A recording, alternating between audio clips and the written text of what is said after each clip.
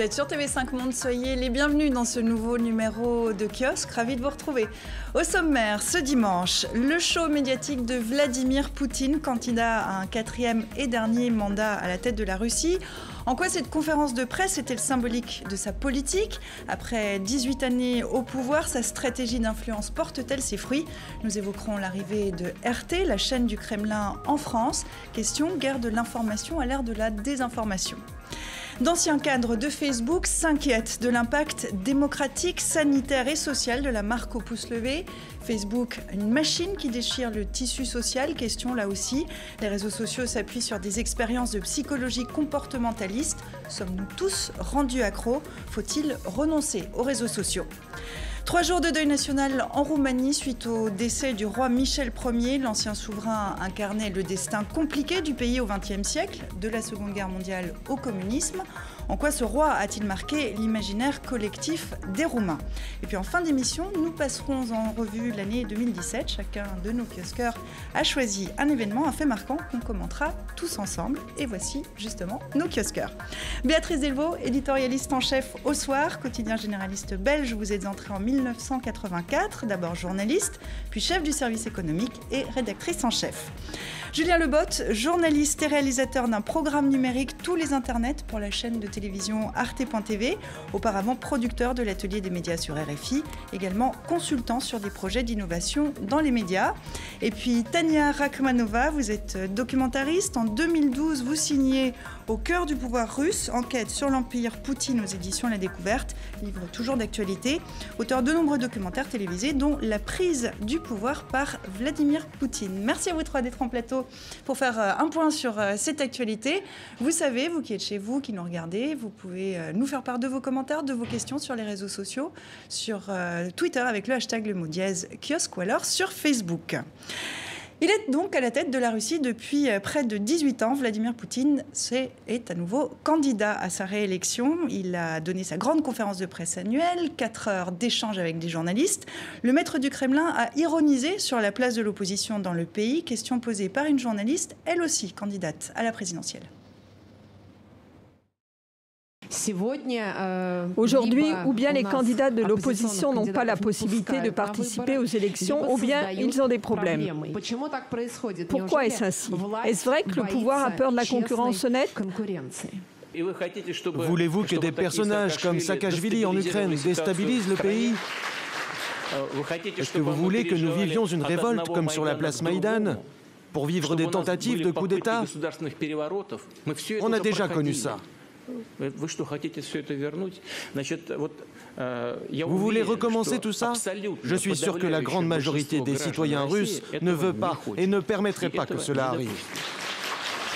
La journaliste qu'on vient de voir, Ksenia Sobchak, est candidate à la présidentielle, mais on l'a dit, très liée à la famille Poutine. Elle est soupçonnée d'être manipulée par le pouvoir. Cette conférence de presse, Tania, qu'est-ce que c'est? C'est un jeu savamment orchestré. Qu'est-ce que ça dit du pouvoir actuel de Vladimir Poutine aujourd'hui en Russie? Bien sûr, c'est une conférence de presse qui est très orchestrée. D'ailleurs, ce n'est pas tout à fait une conférence de presse dans le sens que nous, on comprend une conférence de presse. C'est plutôt un spectacle, un grand spectacle qu'il a fait cette fois. C'est très maîtrisé. Ksenia Sobchak, oui, il est lié à la famille. Enfin, c'est plutôt dans l'autre sens que Poutine est lié à sa famille, parce qu'il était l'adjoint de son père. Et donc, elle a grandi un peu avec Poutine en étant assistant de son père. Mais c'est surtout, si vous voulez, pour moi, c'est une bonne incarnation, une vraie incarnation de ce que c'est le pouvoir aujourd'hui. Enfin, ce qui c'est la Russie d'aujourd'hui, parce que d'une part, si vous regardez cette conférence en entière, et je l'ai lu en entier, il y a eu peu de questions, c'est plutôt des doléances. On a apporté nos problèmes parce que le grand Poutine va résoudre le problème d'une route dans une ville ou des problèmes d'une école dans un autre endroit parce qu'on n'a plus confiance dans le pouvoir sur place et surtout on a la confiance totale en Poutine et donc c'était très facile pour lui de dire oui, on verra.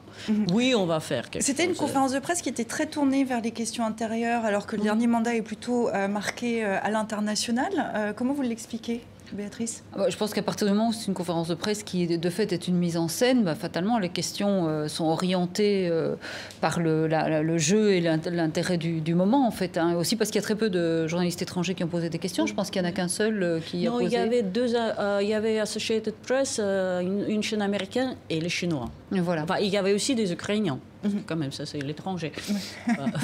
Mais du coup, c'est Vladimir Poutine qui se recentre en fait sur la politique intérieure. C'est quoi? C'est son point faible, la politique intérieure, après son dernier mandat, là, celui qui arrive à son terme? En fait, ce que les journalistes assez libres d'Echo de Moscou ont dit, que les questions n'étaient pas censurées. Tout le monde pouvait poser des questions qu'il avait envie. Mais c'est surtout le choix, j'imagine, des invités. Je ne sais pas combien de journalistes de la presse étrangère étaient présents, parce qu'on ne nous a pas donné la liste de présents. Mais c'est vrai qu'il n'y avait que 4 heures. Mais en l'occurrence, je pense qu'il a eu cette phrase au cours de cette conférence de presse où il a dit « le pouvoir n'a peur de rien ».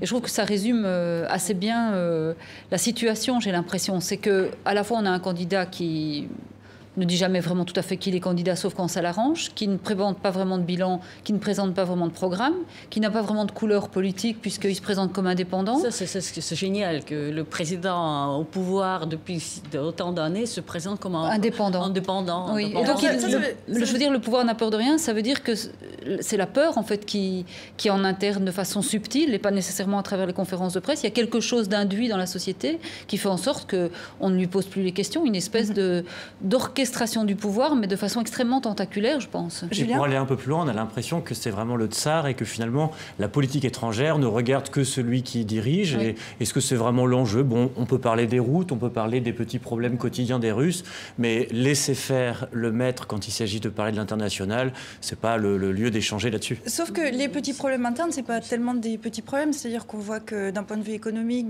le bilan est pas si bon sur ce dernier mandat. Est-ce qu'il est moins bon en politique intérieure? Est-ce qu'il y a un risque pour lui en politique intérieure pour un possible et très probable nouveau mandat?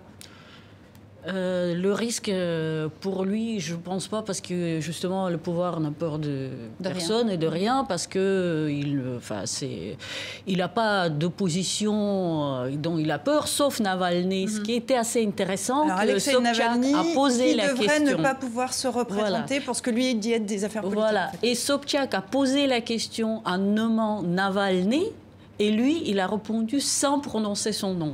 Et c'est à la télévision aujourd'hui, dans les régions en Russie, on parle de Navalny sans mentionner son nom. Ça, c'est d'ailleurs pour les réseaux sociaux, parce qu'après, il n'y a pas de référence pour qu'on ne puisse pas le retrouver.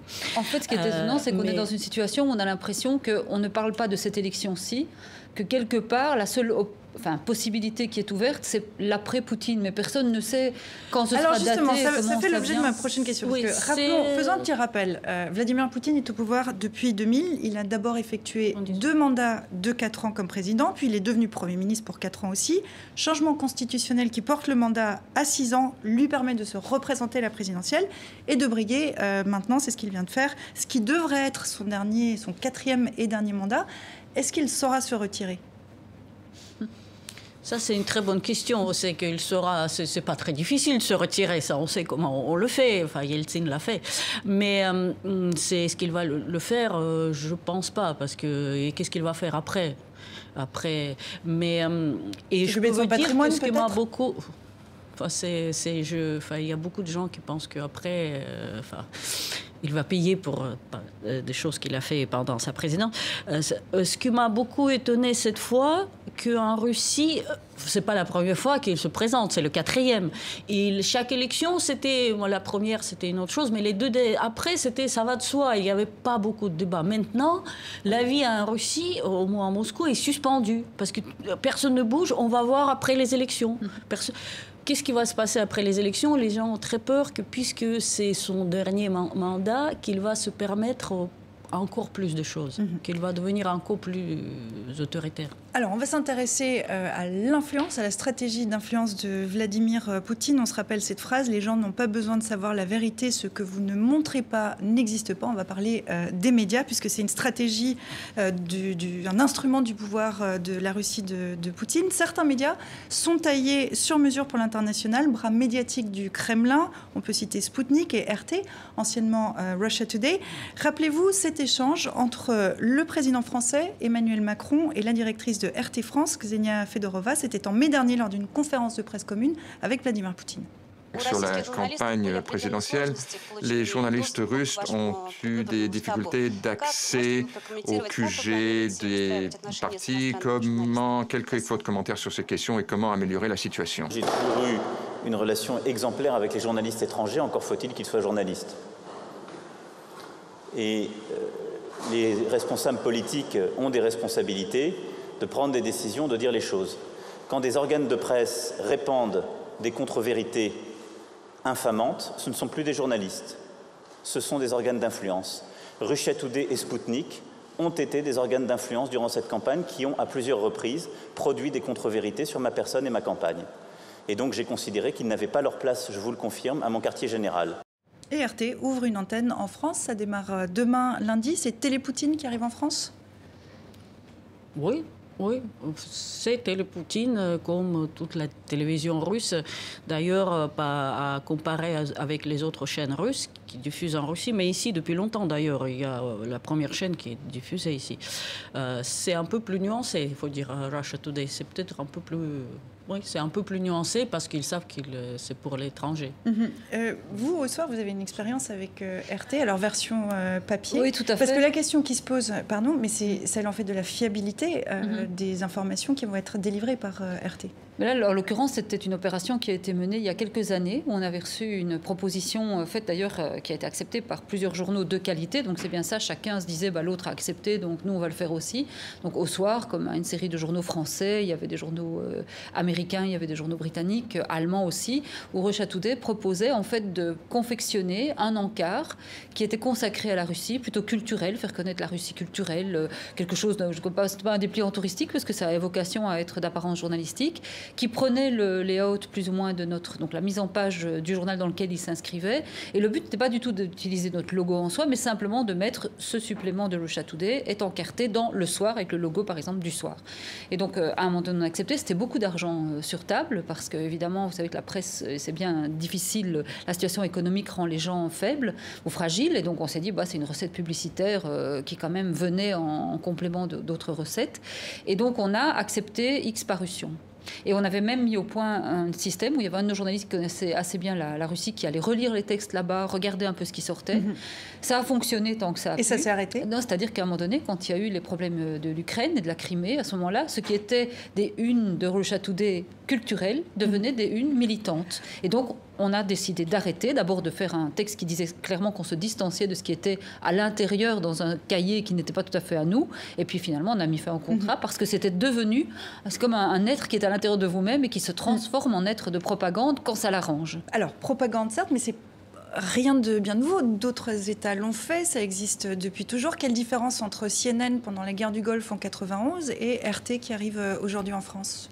Est-ce que c'est la même stratégie? Est-ce que ça participe du même élan? Je ne sais pas si c'est la même stratégie. En tout cas, ce qui est sûr, c'est que RT, tu me diras si je me trompe, mais dépend directement du Kremlin. Donc, c'est déjà en soi un problème. Et puis, RT s'est manifesté ces derniers mois tout simplement en montrant, en dénonçant ou en proposant des contre-vérités aux téléspectateurs. Donc là, ça devient problématique. À partir du moment où, en Syrie, par exemple, RT se met à montrer, par exemple, à Alep des foules en liesse en disant le régime a libéré la ville d'Alep, c'était donc il y a un an. Là, ça devient problématique. C'est-à-dire qu'on ne peut pas dire qu'on a affaire à un pluralisme de la presse avec une voix alternative qui montre des vérités. Non, ce sont des contre-vérités. Donc là, ça pose un problème. D'ailleurs, je crois que c'est suffisamment compliqué pour qu'il y ait eu une sorte de convention particulière signée en France, puisque Olivier Schramek du CSA, président du CSA, expliquait bien qu'il fallait faire, et que le CSA allait être très vigilant sur la question de l'honnêteté de l'information. Moi, je crois d'abord le parallèle est peut-être plus avec Fox News qu'avec CNN, je pense, parce que c'est vrai qu'on pourrait dire que Fox News aussi, en termes de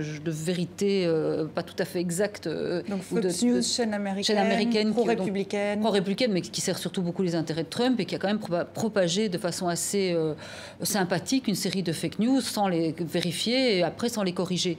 Ici, après, il faut se dire, est-ce qu'on autorise? Il y a des autorités de contrôle. On ne peut pas empêcher un média d'exister. Et si un État veut financer de l'information, il le finance finance, et c'est à eux de régler leur propre déontologie, mais je pense que c'est surtout aux autres médias d'être très vigilants. Donc on doit faire notre travail, et à un moment donné, s'il y a une autorité de contrôle qui doit sanctionner ou des instances déontologiques, on retire des titres de presse, etc. Tout ça n'est pas fait par hasard. Les titres de presse existent, être journaliste, ça correspond à un certain standard, et je pense qu'ici, il y a une responsabilité d'un suivi, de protéger la profession aussi contre quelqu'un qui contreviendrait aux règles. Tout ça s'inscrit quand même dans un climat qui est celui d'un désaveu et d'un rejet cinglant des médias. Finalement, le Kremlin, la Russie s'engouffre dans ces terres du temps. Est-ce qu'il y a une stratégie de déstabilisation? Est-ce que ça va jusque-là? Ce qu'on a reproché souvent au Kremlin, notamment au moment de la présidentielle américaine? En tout cas, ce qui est sûr, c'est que RT n'hésite pas à utiliser notamment les réseaux sociaux pour relayer abondamment ces informations ou désinformations. Et donc, c'est très, très problématique. Donc, quand vous parliez de vigilance, je le partage totalement. C'est-à-dire qu'on ne va pas s'amuser à faire une sorte de RT bashing par principe. Au fond, pourquoi pas se féliciter d'une forme de pluralisme qui fait qu'aujourd'hui, chaque instance, chaque institution, chaque pays essaie de proposer sa lecture de l'information internationale. C'est peut-être ça aussi, le multilatéralisme.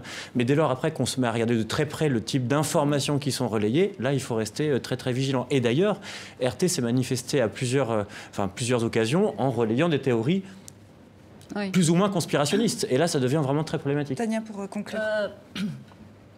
Je ne suis pas du tout partisane de RT, mais on a Presse TV iranien, on a Al Jazeera qui raconte, on sait ce qu'il raconte, on a la télévision chinoise qui est aussi diffusée. Donc je pense soit on pose une question globale sur la véracité de l'information et donc on reste vigilant et voilà, donc on contrôle. Mais dire que RT c'est très différent de ces chaînes-là, je ne sais pas, je ne suis pas sûre. On va pas parler de la Chine. Non, mais moi je dirais aussi aux téléspectateurs et aux lecteurs de façon générale, soyez aussi actifs, c'est-à-dire que vous regardez des émetteurs d'informations, posez-vous la question, à qui appartiennent-ils? Et faites-vous votre religion à partir de là. Parce que c'est évident que la propriété du média influence très souvent le contenu du média et sa capacité à être indépendant ou être un relais de l'actionnaire qui le possède. Alors Julien, mais vraiment d'un mot pour conclure. Pardon, on n'est pas, en tout cas, c'est pas infondé de redoubler de vigilance avec l'apparition de... C'est juste ça, quoi. Donc vigilance, quoi qu'il arrive, quel que soit le média. Et puisque nous parlons de médias, parlons de réseaux sociaux, puisque les deux sont de plus en plus liés, pour le bien ou pour le mal, mais on va en discuter. Depuis août, Facebook se fait laminer par d'anciens dirigeants de la marque au pouce levé. 3 anciens cadres dénoncent des menaces à la santé publique et à la démocratie. Dernière charge en date, l'ancien vice-président chargé de la croissance de l'audience chez Facebook. On l'écoute.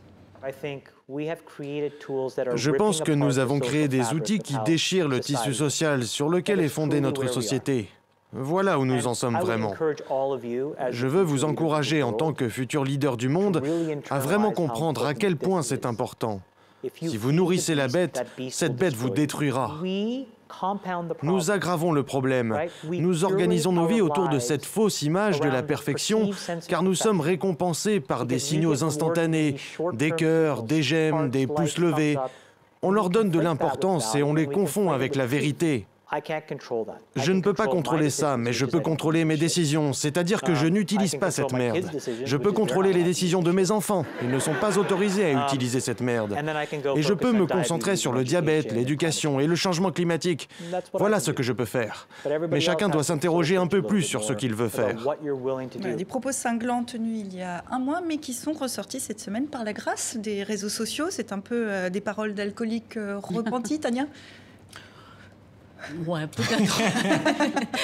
Peut-être aussi, oui, non, mais c'est vrai que, enfin, c'est peut-être ça, oui, c'est comme, c'est quand on sort quand on sort de l'alcoolisme, de cigarettes, vous savez, ceux qui sont... Passons. Non, c'est une petite histoire sur l'importance de réseaux pour le sujet précédent. Qu'aujourd'hui, il y a eu des articles dans les réseaux, en Russie, que Poutine voulait tellement faire connaître sa conférence de presse et les gens ne s'intéressent plus parce que 18e fois, on n'en peut plus, qu'il a fait commenter sur les comptes des gens morts. sur Facebook, sur Vkontakte. Donc, on a tout d'un coup découvert que les gens qui n'existent plus, donc les comptes qui sont morts, commencent à dire que la conférence était magnifique, tout était magnifique, parce que, voilà, la seule façon de se faire connaître, c'est le réseau social. Et vous pointez du doigt le rôle essentiel des réseaux sociaux, mais aussi leurs risques, les dangers qui sont inhérents, qu'on commence à découvrir. Les critiques se font de plus en plus virulentes depuis quelques mois, et de l'intérieur, en tout cas d'ex-cadres, on va dire. Est-ce que, en effet, Facebook est un danger pour la société ? Alors Facebook, c'est forcément en partie un danger à partir du moment où on l'utilise de manière déraisonnée. C'est à la fois le remède et le poison.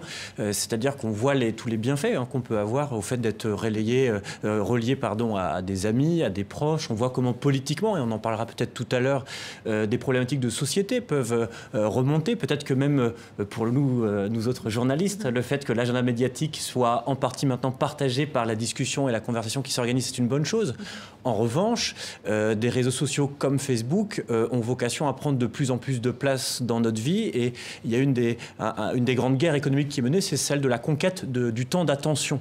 Et l'attention, cette attention-là, elle est capitale, puisque c'est celle qu'on vend soit à des publicitaires, et c'est celle aussi qu'on peut allouer, par exemple, pour l'apprentissage, pour le travail ou que sais-je. Et donc, à l'heure actuelle, ce que des anciens responsables de Facebook sont en train de pointer et de dénoncer, c'est que à mesure que Facebook est en train de manger notre temps, peut-être notre sommeil, peut-être notre vie intime, notre vie privée, ça pose quand même un certain nombre de questions. D'autant plus que Facebook, c'est quand même pas le bien public, c'est pas une institution transparente.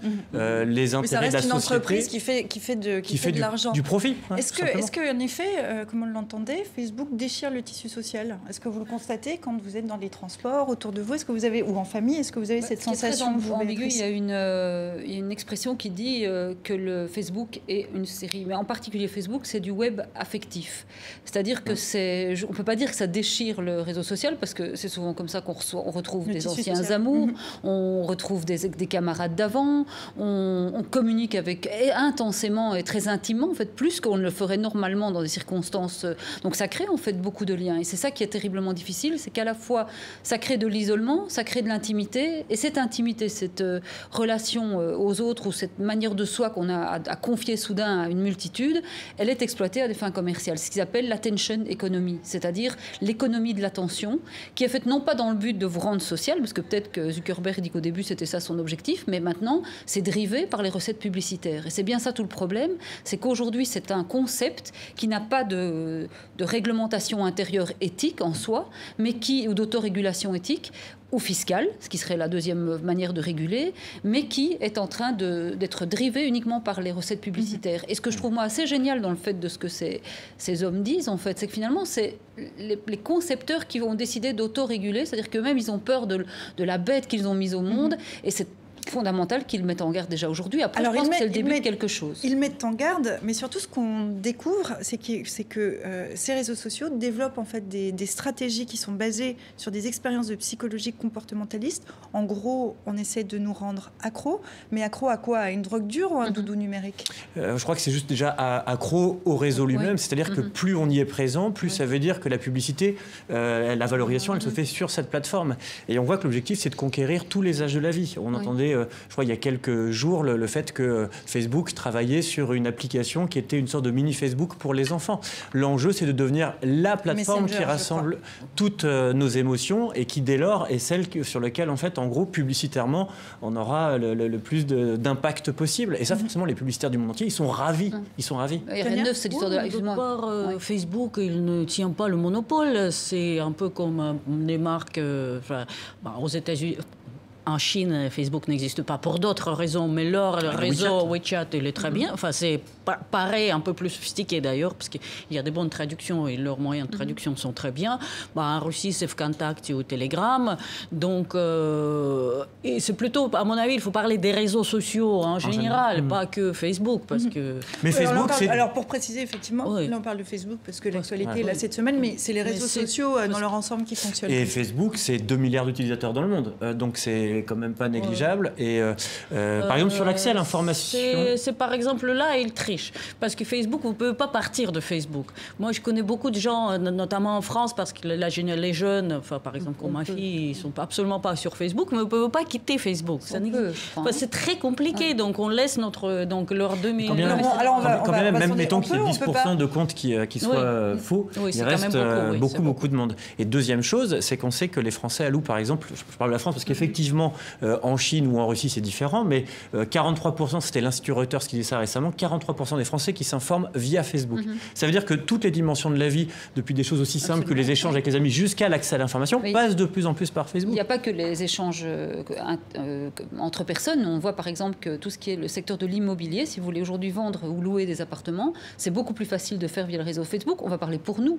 À un moment donné, si on nous veut communiquer sur nos propres médias, c'est beaucoup plus simple de le faire via Facebook parce qu'on sait qu'on touche un public extrêmement large. Bon, maintenant, il y a un rapport qui est quand même très controversé entre Facebook et les médias. Ben oui, parce que c'est un petit Facebook finance un certain nombre de médias pour qu'ils leur produisent du contenu. On a besoin de recettes. On revient à notre histoire de Russia Today. C'est le même mécanisme. Parce qu'à un moment donné, vous dites, vous avez du contenu, vos lecteurs ne veulent pas nécessairement l'acheter. Si à un moment donné, ou Google ou Facebook veulent vous l'acheter, vous dites, bah tiens, je fais un deal et j'essaie de garder ma virginité plus ou moins. Je crois que la stratégie la plus intéressante, c'est pas tellement celle-là, c'est toute la stratégie aujourd'hui qui est menée par les éditeurs de presse, relayée et heureusement par les hommes politiques dans différents pays européens, c'est de faire payer ce qu'on a appelé les GAFA, c'est-à-dire de les faire contribuer pour ce qu'ils pompent finalement dans l'économie locale. Parce que le grand scandale, c'est qu'à la fois, ils attirent beaucoup les publicitaires, mais contrairement à des organes de presse ou de commercialisation normaux, ils ne paient pas leurs impôts sur place. Julien. Alors il y a ce volet, effectivement, Google, Amazon, Facebook, etc. Il faut les faire payer, parce qu'ils ne payent pas l'impôt comme ils le devraient. Et la deuxième chose, qui est quand même très importante, c'est la question de l'éducation et de l'acculturation aux problématiques numériques. C'est-à-dire que l'humanité n'est pas née connectée, et donc il faut qu'on apprenne à gérer notre temps, notre attention. Le portable et Facebook à l'école, oui, non. Comment faire justement, parce qu'on a tendance à l'oublier, hein, l'Internet est partout, je ne parle même pas des réseaux sociaux, mais ça a quelques décennies. Comment apprendre à des enfants, comment nous apprendre à utiliser ces réseaux sociaux? Vous savez que l'autre jour, je rencontrais des professeurs d'université qui expliquaient d'abord qu'il y a une méthode et ceux qui s'y soumettent, ou en tout cas qui essayent de l'intégrer dans leur façon de faire. Qu'aujourd'hui, si on veut donner un cours à l'université, on ne peut plus le donner 2 heures en d'affilée, que certains recommandent de changer ou de faire un nouveau topic toutes les 6 minutes ou quelque chose d'un peu différent pour relancer l'attention. Je voudrais quand même aussi citer, parce que Zuckerberg, il a fait un grand discours à Harvard, le patron de Facebook, a fait un grand discours à Harvard, parce que c'est de là qu'il sort, etc. On lui demandait de faire une lecture. Bon, il l'a faite. Et alors, il a eu cette parole qui est quand même un peu étrange, parce qu'il devrait mieux regarder son organisation. Il a dit, aujourd'hui, on attend de nous que nous fassions un nouveau contrat social. Un nouveau contrat social qui est de créer des allocations familiales pour aider les gens qui ont des enfants en bas âge, de créer une sécurité sociale qui n'est pas liée seulement à un emploi, de créer l'allocation universelle, ce qu'il plaidait. Pour tout ça, je signale qu'il faut payer des impôts et qu'il faut quelqu'un qui finance. Et l'autre chose, il proclamait qu'il fallait une éducation tout au long de la vie et pouvoir payer une éducation tout au long de la vie. C'est un programme pour une campagne présidentielle? Peut-être bien, mais en tout cas, pour le moment, c'est un programme à l'aune duquel il devrait revisiter son organisation. Je crains, hélas, que le fait qu'il dise qu'il va payer des impôts aujourd'hui, notamment en Europe, n'est pas lié par ça, mais de nouveau une autre campagne de marketing. Si on revient aux réseaux sociaux, au fait que c'est un phénomène qui est très récent, est-ce qu'on peut dire qu'il y a là une crise d'adolescence, en fait? Est-ce que c'est une crise d'adolescence qui est en train de se passer là, dans ce monde qui grandit? Alors peut-être Tania, puis on vous écoutera ensuite Julien. Non, mais c'est... Oui, pour moi, c'est un peu aussi ça, parce que, si vous voulez... ça se développe à une telle vitesse qu'on a du mal à comprendre comment il faut faire. Et oui, il faut apprendre, il faut analyser. J'imagine qu'il y a pas mal d'analyse, mais ça reste dans le milieu de la recherche. Donc nous, on n'a pas beaucoup d'accès. Et oui, il faut se rendre compte de ce qu'il y a des années. J'ai fait une série sur les spin doctors, donc sur le marketing politique. Est-ce que je suis pour ou contre? Je suis ni pour ni contre. Il faut le connaître, il faut savoir le reconnaître. Donc il faut... à mon avis, avoir plus d'informations sur les réseaux sociaux, parce que maintenant, c'est les réseaux sociaux qui circulent l'information. Maintenant, on en a besoin là-dessus. On est co-responsable? Oui, c'est ça. Enfin, c'est pour ça que je ne vais pas être très, très sexy. Je vais juste dire qu'en fait, il y a un gros travail au niveau de l'éducation et de la connaissance qu'on peut avoir de ces outils-là. Il y a des enjeux politiques qui sont évidents, mais par-delà ces enjeux politiques, il y a tout simplement comment est-ce qu'on fait. Et je crois que c'est assez faux de penser que ça a complètement déstructuré la question de l'attention. Et justement, il y a un combat d'éducation à faire autour de la reconquête de ces... de la reconquête, tout à fait. Mais je suis assez d'accord sur le fait qu'on est peut-être dans une crise et sur un entre-deux, c'est-à-dire qu'on voit autour de nous des gens, y compris relativement jeunes, qui sont de plus en plus lucides sur les limites de ces réseaux, sur le fait d'être très vigilants sur ce qu'on fait des images, des vidéos. Et voilà, donc il y a sans doute, à l'heure actuelle, une période de transition à l'intérieur de laquelle il y a des choses à construire. Tania ? Moi, je vois, par exemple, avec les réseaux sociaux, enfin, 2 petites remarques, que ça aide des gens âgés. Parce qu'autour de moi, il y a beaucoup de gens âgés qui, tout d'un coup, ne se sentent pas seuls en restant enfermés dans leurs appartements. Ils communiquent pas mal sur les réseaux sociaux. Mais d'autre part, pour l'attention, malheureusement, je ne sais pas ce que disent les études. Moi, je peux vous dire l'étude de moi-même. Oui, j'ai remarqué. Et j'ai fait tout un effort. J'ai lu des longs romans parce que j'ai remarqué que plus qu'une page, je n'arrive pas. C'est un peu comme l'invention de l'automobile aussi. Je pense qu'à un moment donné, il y a des effets positifs. Et puis à un moment donné, il faut savoir vivre sans, organiser. Ça prend du temps, de la lucidité. Il faut avoir une overdose. Elle est peut-être déjà un petit peu là.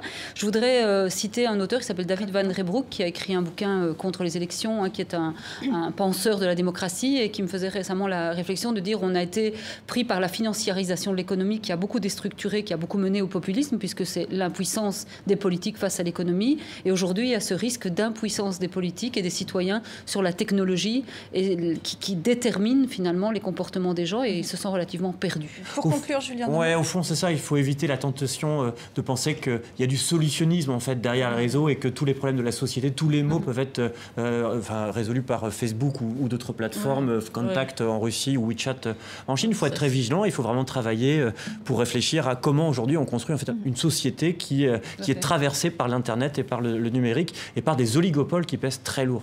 Et ça, c'est une réflexion de fond qu'on va voir encore pendant des années. Je vous propose qu'on en vienne maintenant au deuil national en Roumanie. Le dernier roi du pays, Michel Ier, est décédé la semaine dernière en Suisse à l'âge de 96 ans. 10 ans au pouvoir, 50 ans d'exil. L'ancien souverain a incarné le destin tragique de la Roumanie au XXe siècle, de la Seconde Guerre mondiale au communisme. Si le pays est une république laïque, vous allez le voir, Michel Ier était pourtant profondément apprécié.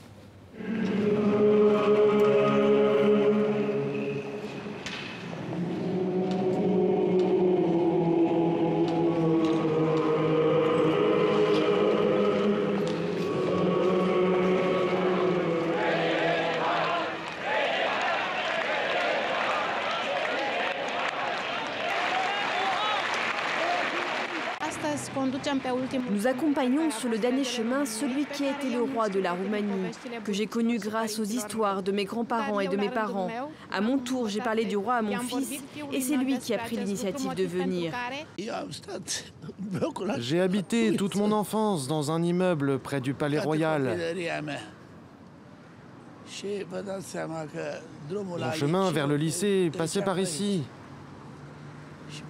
J'ai croisé le roi plusieurs fois. C'était un homme... Je l'ai tant aimé. Voilà, on va regarder tout de suite cette une du quotidien Romania Libera.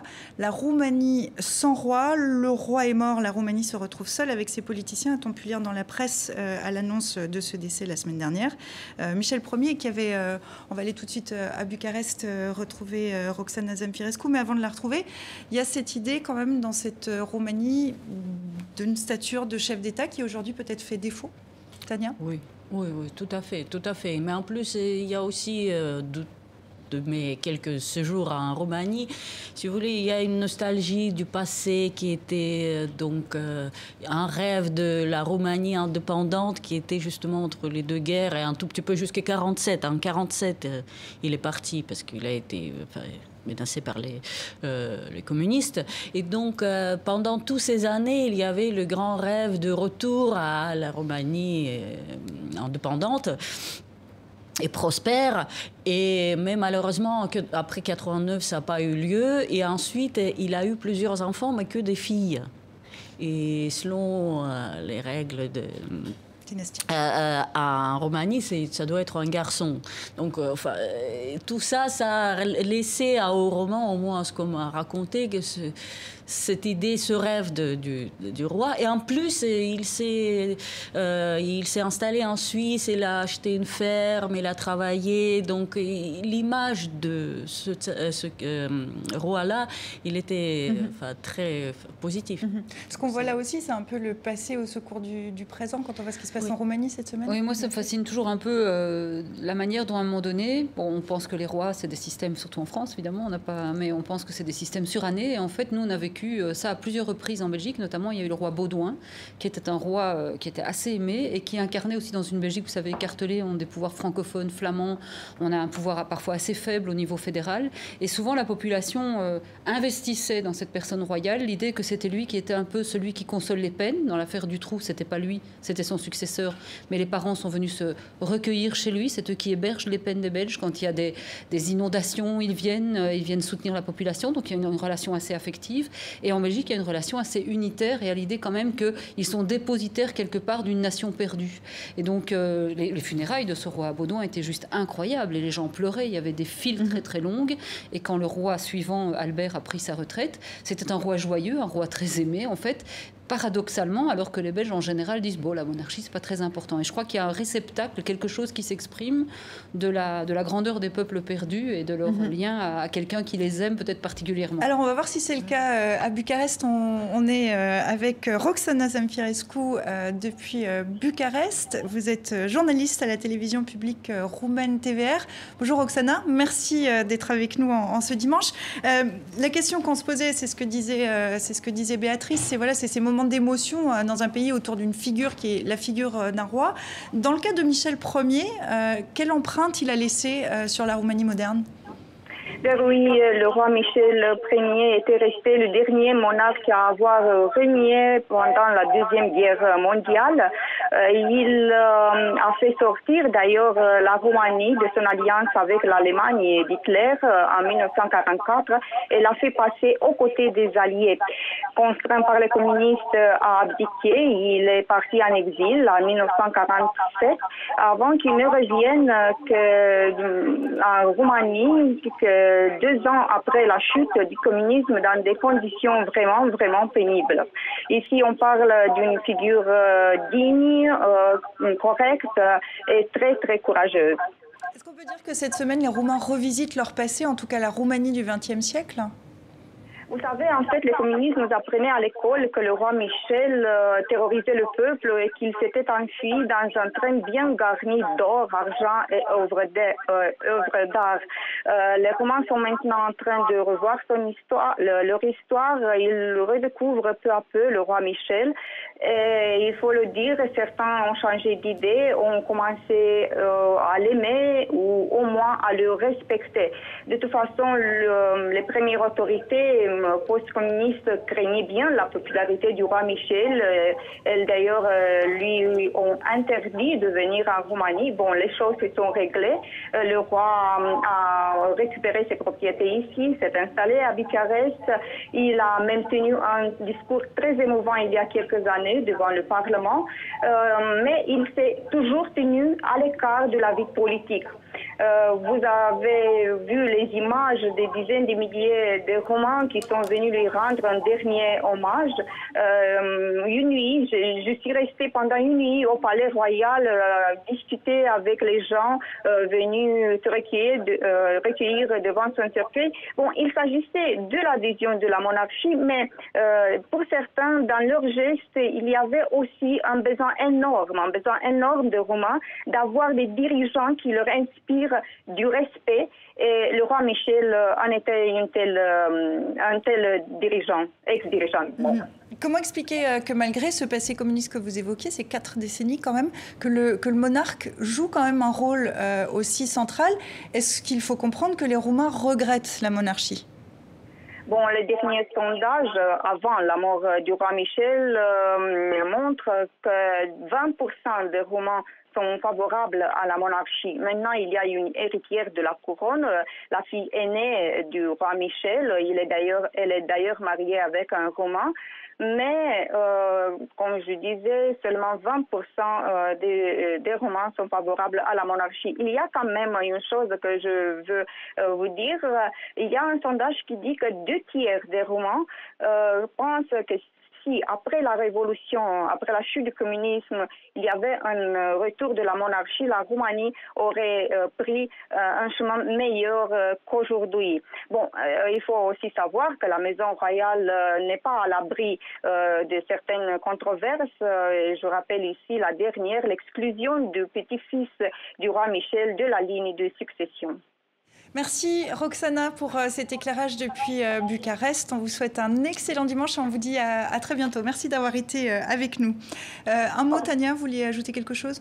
Non, mais je voulais dire que c'est pas, voilà, c'est en Belgique, ça s'est passé, enfin, le roi a cette image, mais dans tous les pays post-communistes, si par exemple le fils du dernier tsar russe de l'empereur Nicolas II était vivant, moi je pense qu'après la chute du communisme, les Russes auraient été, enfin je ne sais pas en majorité, mais quand même un grand pourcentage était pour le retour de tsar qui peut résoudre tout le problème. Ils ont Poutine maintenant. Voilà, moi je pense que c'est ça ce qu'il doit faire. Bon, on va avancer, j'ai une mauvaise nouvelle. C'est le dernier kiosque de l'année. La bonne nouvelle, c'est qu'on va pouvoir reparler de cette année 2017. On va voir avec vous ce que vous en retenez dans l'actualité sur la surface du globe. Mais d'abord, allons dans le monde parallèle de l'Internet. Est-ce que vous savez quelle vidéo a battu tous les records de vues cette année? Personne ne sait? Des animaux. Est-ce que c'est des chats? Est-ce que c'est des enfants qui... Regardez et dansez.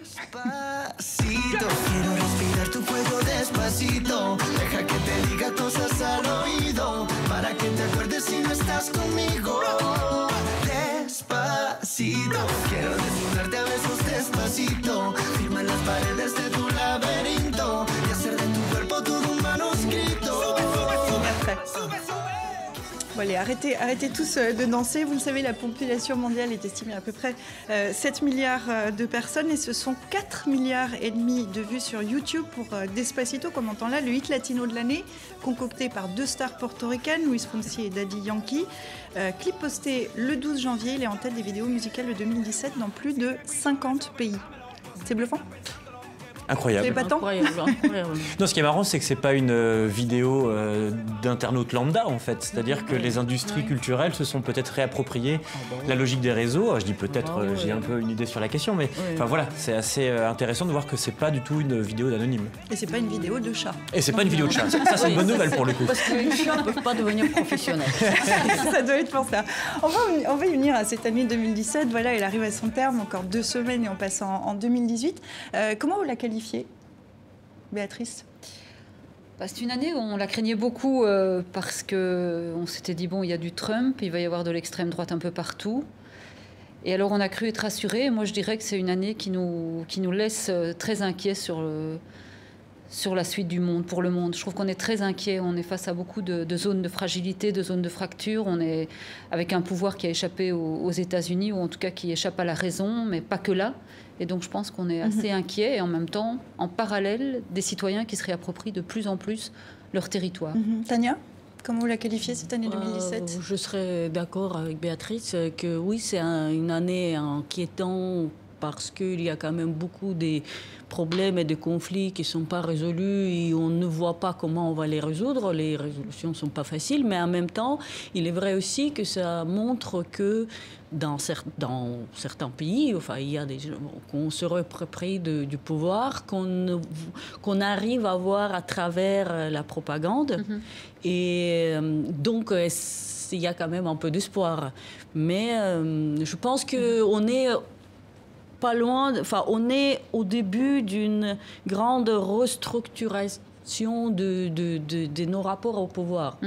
Mais comment ça va se passer Julien, inquiétant, mais de l'espoir. Vous partagez cette analyse de Béatrice et de Tania? Oui, en partie. Enfin, le monde change très très vite. C'est très difficile d'ailleurs de le documenter, de le raconter, de le mettre en récit, de le comprendre, d'introduire à cette complexité. Et dans le même temps, oui, le pire n'est pas assuré. Encore que, quand on regarde par exemple la question du réchauffement climatique, enfin, je suis désolé, mais c'est compliqué d'être optimiste, puisqu'on continue d'aller dans le mur. Je ne suis pas un dangereux gauchiste, écologiste en disant ça.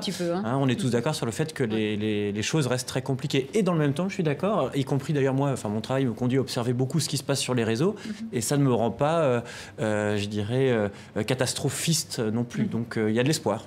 Alors, je vous ai demandé à tous les trois de choisir ce qui pour vous était peut-être un thème emblématique de cette année 2017. On va commencer avec vous, Tania. Vous retenez la procédure de divorce entre le Royaume-Uni et l'Union européenne. Je précise que vous travaillez à une série documentaire en ce moment pour la BBC sur le Brexit. Donc vous êtes basé à Londres, vous êtes plongé là-dedans. Mais c'est peut-être pour ça, effectivement. Mais c'est intéressant, du coup, puisque la semaine dernière, on en parlait du Brexit dans Kiosque. Donc ça reste quand même d'actualité. Comment c'est vécu? On a eu l'acte 1 la semaine dernière, un accord entre Bruxelles et Londres. Comment c'est vécu cet accord et ce Brexit sur place, et notamment par ceux qui ont voté pour le Brexit? Voilà, ce qui est très intéressant, que c'est un peu difficile de trouver les gens qui ont voté pour le Brexit. Enfin, ça fait déjà 2 mois que je suis installée à Londres. Enfin, parmi mes collègues, bien sûr, il n'y a personne.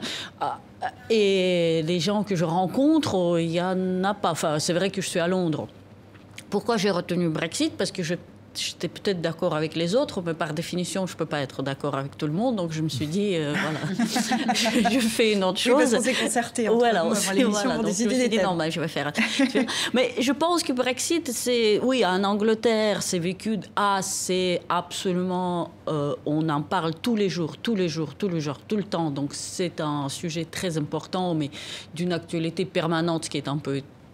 surprenant quand on vient d'ici. Mais d'autre part, je pense, maintenant, pour moi, Brexit, c'est un très grand événement. Pas le Brexit, pas le référendum, mais le fait que la Grande-Bretagne va partir. Beaucoup d'Anglais espèrent qu'ils ne vont pas partir. Parce que ça pose quelques questions à l'Europe, mais aussi, à mon avis, ça donne une occasion à l'Europe à se restructurer, à se repenser, à se reformer. Voilà, c'est... Il y a eu des tentatives, oui, je pense que d'abord c'est une occasion de montrer, la négociation pour eux est très pédagogique, parce que d'abord ils vont montrer que si quelqu'un décide de partir, il peut partir et que l'Europe va continuer son chemin, et aussi de prouver que c'est un prix de partir. Et c'est ce qu'ils vont faire aussi sur la Catalogne, c'est de montrer que ceux qui veulent être indépendants, ils peuvent peut-être essayer de le faire, mais que ça a un prix. Et donc il y a une partie psychologique, tactique très importante qui joue en Europe, parce qu'elle va essayer de se renforcer de l'intérieur, paradoxalement, en perdant un de ses membres. On va continuer avec vous. Vous avez choisi... ce thème-là, c'est cette année marquée par l'élection du patron de l'Europe, comme le qualifiait Time le mois dernier. Mais prévenez l'hebdomadaire américain, sa voix ne portera pas à l'international s'il échoue sur la scène intérieure. On est 7 mois après l'arrivée au pouvoir d'Emmanuel Macron. Comment il s'en sort? Mais moi, j'ai quand même envie de dire que si je l'ai choisi, c'est pour ce débat, en fait, qu'il a mené avec Marine Le Pen. Et je pense que c'était un débat... Au moment de la campagne présidentielle? Oui, voilà, parce que je pense que c'était un moment... très important qui montrait qu'à un moment donné, on peut quand même, avec des arguments et une ténacité, une certaine fraîcheur et un volontarisme, un optimisme, contrer les arguments de l'extrême droite. Donc ça, c'était très important. La deuxième chose, c'est qu'il offrait aussi l'idée qu'il y a peut-être un renouvellement de la démocratie autrement. On cherche tous d'autres voies et on s'est demandé est-ce que les partis sont obsolètes, etc. Bon, la question reste posée parce qu'il pose maintenant... La troisième chose qu'il a faite et qui était pas mal, c'était de faire croire que l'Europe avait un avenir en lançant un projet, en décidant l'Allemagne à le suivre, plus des petits pays comme la Belgique et la Luxembourg qui l'aident. Mais maintenant, la question est de voir s'il va devenir totalitariste, si un mouvement peut survivre et vivre au-delà d'un seul homme. Et deuxièmement, comment il résiste à l'exercice du pouvoir. Plutôt un bon bilan, Tania, Julien, rapidement, pour Emmanuel Macron, 7 mois après son arrivée au pouvoir. Tania, peut-être d'un mot, puis j'enchaînerai avec vous, Julien. Moi, je trouve ça très rapide pour parler de bilan, ça c'est sûr. Sur la scène internationale, mais je dirais que le bilan est positif. À l'intérieur, c'est un peu... C'est un point d'étape, on est d'accord. Oui, non, c'est très compliqué. Puis il y a quand même beaucoup de choses qui sont extrêmement contestées. C'est-à-dire que quand on dit, par exemple, qu'il n'y aura plus personne à la fin de l'année qui dormiront dans les bois ou dans les rues, et dans le même temps, on voit ce qui se passe au niveau du logement, de l'accès au logement et de la course et la traque qui est faite aux migrants et aux réfugiés, il y a quand même des choses qui sont très problématiques. C'est-à-dire ce qu'on pourrait appeler une forme de leadership, pour ne pas pas la fin. En français, je suis désolé pour mais le leadership sur les questions environnementales, en même temps, ne se traduit pas dans les faits par une politique courageuse et ambitieuse en matière de transformation du pays réellement. Donc, c'est difficile. Il reste 3 ans encore. Il reste 3 ans encore. C'est pour ça que je dis qu'il faut attendre de voir. C'était juste une première impression. On continue avec vous. Heureusement qu'il y a un homme sur ce plateau pour choisir ce thème. C'est le thème du mot dièse MeToo, le point de départ de la colère des femmes contre le harcèlement sexuel. Là aussi, on en parlait la semaine dernière avec la une de l'hebdomadaire Time. Pour vous, c'est un changement sociétal de fond, c'est la fin d'un tabou, c'est la fin d'une omerta, c'est un peu tout ça? Alors c'est marrant, on voyait tout à l'heure l'image du président Macron par Time Magazine. Donc Time Magazine a désigné personnalité de l'année 2017, justement, toutes les femmes qui ont brisé le silence. Et moi, c'est vrai que je travaille beaucoup pour Arte sur les questions qui sont liées à la transformation de la politique, qui est liée au fait que chacun peut prendre la parole via les réseaux. Et c'est vrai que c'est assez marquant. C'est-à-dire que, en gros, ce mouvement qui est complètement désorganisé, ou en tout cas qui n'est pas structuré, est en train de réussir à nous donner un indicateur, j'ai envie de dire, de terrain horizontal de la réalité de ces harcèlements sexuels. Et c'est pas négligeable. Et c'est vrai qu'on le voit tous au quotidien. C'est-à-dire que il y a aujourd'hui des tabous qui sont en train de se déplacer, et on se rend compte qu'on faisait comme si les choses étaient... que l'égalité existait entre hommes et femmes, et on se rend compte que non, c'est beaucoup plus compliqué que ça. C'est-à-dire qu'il y a toujours la tentation de venir harceler, de se dire que le libertinage autorise le fait d'être relou. Voilà, tout ça, c'est très problématique. Et d'ailleurs, ce qui est assez marrant, c'est que pour moi, c'est à mon avis qu'un début, puisque précisément, quelques semaines après l'apparition de ce hashtag, donc MeToo, balance ton porc en France, on a eu, je ne sais pas si vous vous souvenez, le numéro anti-relou qui avait été mis à disposition le numéro de par téléphone que les femmes pouvaient appeler le pour principe, dénoncer. voilà, c'est qu'un individu un peu lourdingue dans le métro, par exemple, vous dit « Allez, donne-moi ton 06 », etc. Vous donnez ce faux numéro, qui est en fait un vrai numéro. Vous appelez dessus, enfin en tout cas le relou appelle dessus, et il tombe sur un message sur le répondeur qui dit « je suis désolé, voilà, t'as été vraiment relou, si on te dit non, c'est non ». Et voilà, et ça, sauf que les gens qui sont derrière cette campagne-là ont été eux-mêmes harcelés. Ce qui veut dire que d'un côté, on libère la parole, mais de l'autre côté, il y a encore beaucoup de travail à faire. Alors, vous avez choisi ces thèmes. Aucun d'entre vous n'a choisi Donald Trump.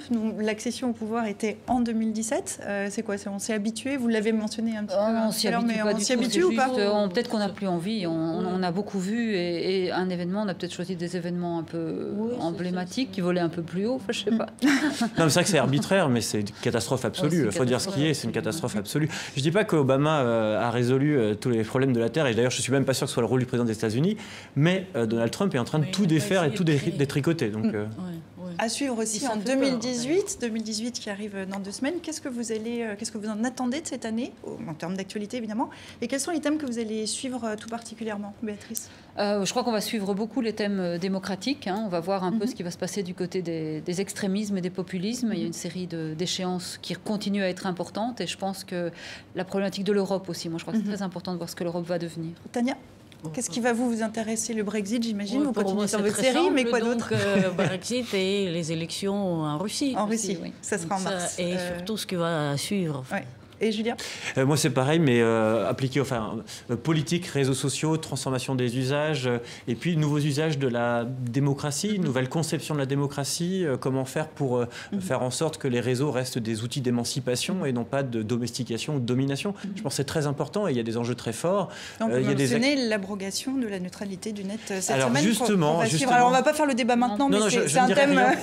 Mais c'est un fait vraiment marquant, et on commence très mal l'année 2018, puisque aux États-Unis, on est en train de défaire un des grands axes majeurs d'utilisation de l'Internet au service de l'accès à l'information et à la connaissance. Et ça, c'est un très très mauvais signe. Ça promet de bons débats encore pour l'année prochaine.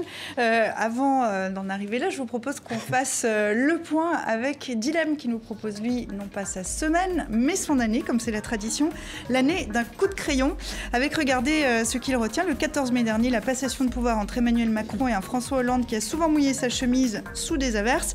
Première mesure, un plan anti-sécheresse, explique le nouveau président français, déjà au travail.